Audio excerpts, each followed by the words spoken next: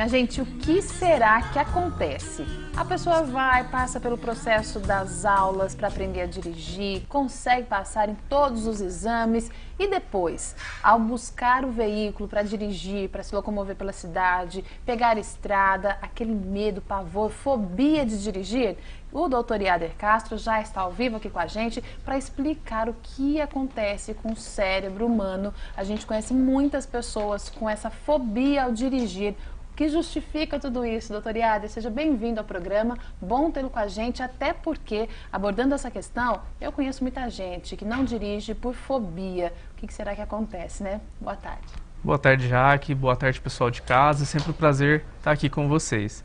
Em relação ao medo e à fobia de dirigir, nós não podemos dar uma única explicação para isso. Então, existem várias. E aqui a gente vai falar das principais, as que mais aparecem nesse contexto da fobia de dirigir, tá? Então, assim, é uma coisa que atinge muitos brasileiros, muitas pessoas no mundo todo. Tem o dado estatístico do IBRAMET, que é o Instituto Brasileiro de Medicina de Trânsito, que é 2 milhões de pessoas no Brasil que são atingidos por esse medo, essa fobia de dirigir. Desse número, 75% são mulheres.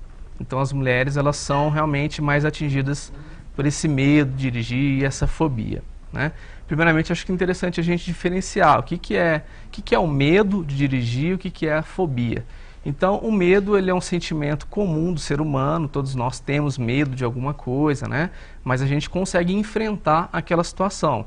E ele é até um sentimento de adaptação e de proteção da vida até. A questão é como que a gente vai lidar com esse medo. Quando a pessoa não consegue lidar, enfrentar o medo, e esse medo paralisa a vida da pessoa, atrapalha o cotidiano, aí a gente entra no que seria o chamado fobia, né? Então é algo que realmente atrapalha muito e paralisa a pessoa, ou ela vai fugir de alguma situação que ela tem essa fobia, ou ela vai evitar. Então realmente vai interferir muito na questão do cotidiano, do dia a dia dela. Tem o medo, né, ou a fobia, como você citou, a pessoa acaba evitando. Tem o marido em casa que dirige, já que a estatística aponta esse temor, né, a fobia predominantemente entre as mulheres. Tem o marido que dirige, ou tem o filho que dirige. Então, se eu não tenho essa obrigatoriedade, deixa que as outras pessoas façam isso por mim. Isso é bastante ruim também, né? Isso é interessante que você falou, que a gente percebe os fatores socioculturais também influenciando nessa questão do medo. Por quê? Por mais que hoje em dia a mulher é independente, hoje em dia teve muitas mudanças, questão de trabalho, antigamente não era bem assim, né? Então, os homens que eram sempre os responsáveis, o provedor do lar, né? E a mulher responsável por cuidar da casa. E recentemente isso foi mudando, né, historicamente. Porém, fatores socioculturais vão sendo passados de pais para filhos, mesmo que inconscientemente. Então, desde criança lá, o menino brinca de carrinho, a menina brinca de boneca, de fazer comidinha, né? Esse é o que é passado para a criança, né? E isso, de certa forma, inconscientemente, a criança vai internalizando isso e chega na vida adulta. É claro que isso não quer dizer que a mulher sempre vai ter esse medo de dirigir, tá? Mas é a questão que pode influenciar, sim.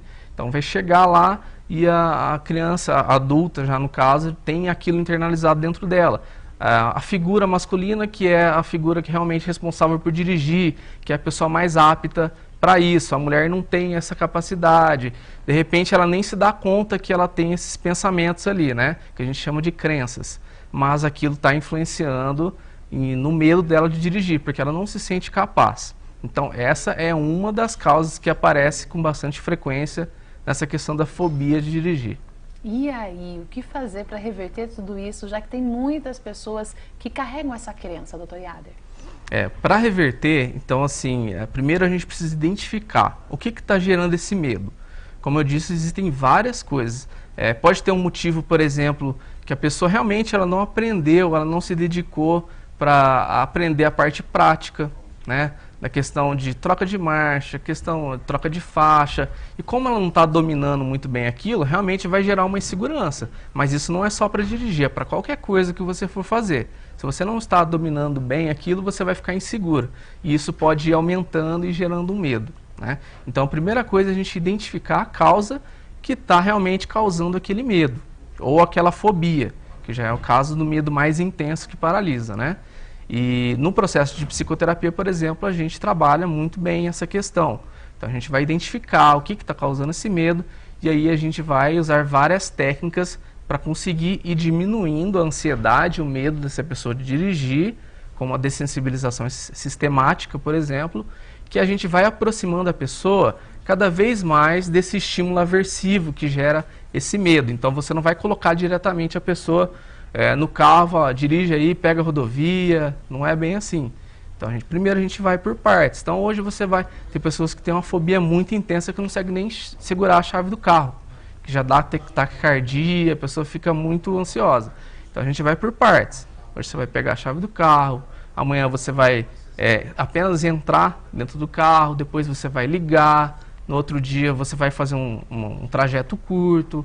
Enfim, tem várias outras técnicas também que a gente utiliza na psicoterapia para ir reduzindo essa ansiedade, esse medo, e a pessoa realmente conseguir vencer, ter um enfrentamento e conseguir utilizar o veículo de uma forma natural.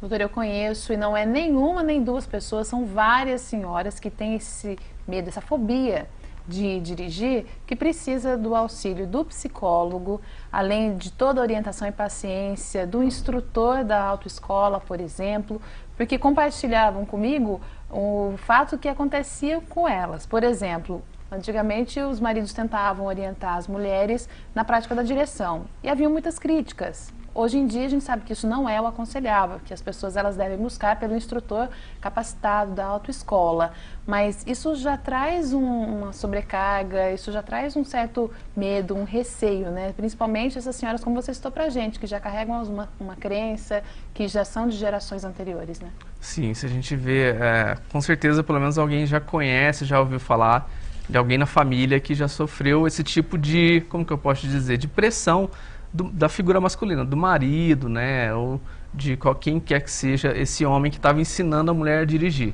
Então já é uma situação de ansiedade, aprender uma situação nova que ela vai estar ali no trânsito. E aí às vezes tem essa figura masculina que pressiona, né? Não faz isso, às vezes grita, então vai aumentar a ansiedade e é onde muitas vezes a pessoa acha realmente que ela não é capaz e acaba realmente fugindo dessa situação, não encara. Então esse medo, essa ansiedade vai ficar instalada ali. Então essa é uma das causas também, né, entre inúmeras que podem existir. Como a doutora Iada cita pra gente, identificar a causa é o primeiro passo para seguir com o tratamento e para vencer esse medo, para superar essa fobia, né? Exatamente. Nós temos muitos casos também de crenças, né? Então, de repente, não é uma fobia apenas de dirigir. De repente essa pessoa tem um medo, ela acha que ela não é capaz também de outras atividades. Então você vê que não é uma coisa específica, às vezes é uma crença que ela tem, que todos nós temos crenças que vão sendo estabelecidas desde a infância, no aprendizado. Então nós aprendemos a ter medo também, né? E nós aprendemos coisas positivas e negativas. Por exemplo, achar que não é capaz. Então isso vai se manifestar nas atividades do dia a dia. Desde uma entrevista de emprego, um trabalho novo, dirigir. Então, se a pessoa tem isso internalizado, mesmo que ela não tenha consciência, né, que ela não é capaz, isso vai se revelar numa situação dessa como de dirigir. É o que a gente chama de crenças disfuncionais, porque elas vão contra, elas realmente são disfuncionais. Gente, é a cabeça que manda, né? Então que tenhamos pensamentos positivos e se precisa de ajuda, vale buscar pelo profissional capacitado. A gente tem sempre aqui podendo conhecer um pouco mais de diferentes assuntos. Doutora Iada, a gente se aproxima dos instantes finais aqui, mas eu sei que é um assunto muito interessante. Muita gente passa por situações como essa para tirar dúvidas, para buscar também mais orientações com o profissional. Você disponibiliza também um contato? Claro, eu fico à disposição, é uma fobia, é um medo, às vezes a pessoa nem tem uma fobia mesmo, né? Mas o medo pode estar gerando uma intensidade que está realmente atrapalhando. Então a pessoa pode também procurar ajuda, tá? Eu fico à disposição, meu telefone é 3322-6486, 981-11-6662. Doutora Iada, obrigada mais uma semana aqui com a gente com um tema tão interessante. Parabéns. Obrigado.